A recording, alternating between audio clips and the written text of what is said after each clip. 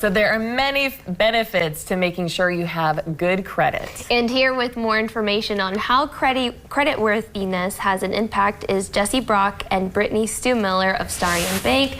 Hi, and welcome to the show, guys. Good morning. Jesse, we're going to start off with you, and we're starting off with the basics. What is your credit score representative of? The credit score is made up of several factors, like the amount of lines that you have open, the length of time that you've had that credit open, and then also the balances that you carry on the individual lines like that as well. That score can range from, I think, 300 to 750 or 800 for the different types of credit bureaus that report. And when people come in and see you and they say, what is a credit score or why is it important? How do you answer that question? Yeah, like you alluded to in the introduction, it's a metric of your credit worthiness. It just shows if you make your payments on time and how, just what your risk is. If you have a lot of credit out there, then it takes more to make those payments, and so you become a higher risk. And what can your credit score do for you? Yeah, it can allow you to borrow money, purchase items that might be outside of a budget, so you can make a monthly payment. So that's how we extend credit, and so just allows you to really go out and have purchasing power. So.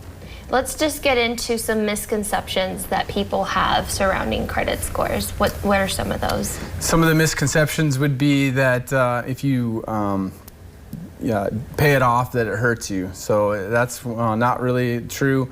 They want to see that you're using the credit lines, and so paying that off to zero is a helpful thing for you if you can do it every month. Some other misconceptions would be that, sorry, I'm drawing a blank here a little bit. Yeah. Well, we're just putting you on the spot. Yeah, you are. Rapid fire questions. Now, Brittany, I wanted to ask you, you hear a lot about credit numbers and scores because people need to bring that information when deciding whether they qualify for a mortgage. Is there a magic number that they should be shooting for when they're trying to talk with you about what kind of loan they might qualify for? There's not a specific magic number per se. It's kind of a healthy balance between the money that you have coming in versus your monthly obligations.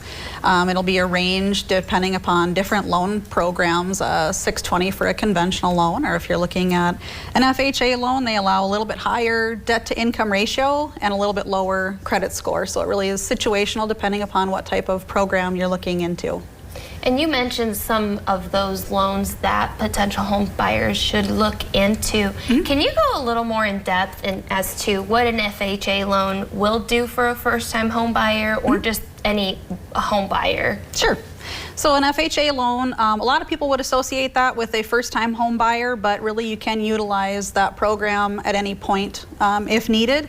And that, like I mentioned before, it does allow for a little bit lower of a credit score for those first starting out, might not have a whole lot of credit history, and a little bit lower down payment versus a traditional conventional loan as well. Are there any other loans you recommend potential home buyers look into? There's a plethora. How much time do we have today?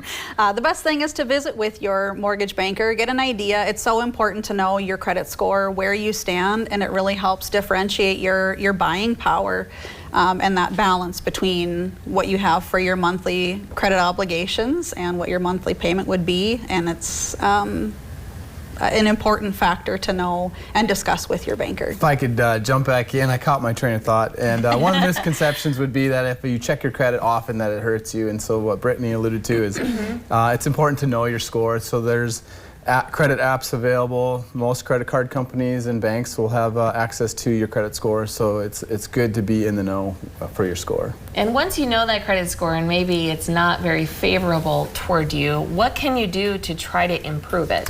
Yeah, research what items are bringing your score down, get in contact with those places. If it's maybe a couple missed payments or some late payments, and you have proof that you had made those, you can reconcile those to the credit bureaus and you can help affect your score, and then just be consistent. So consistency in payments is a big thing for driving your score up.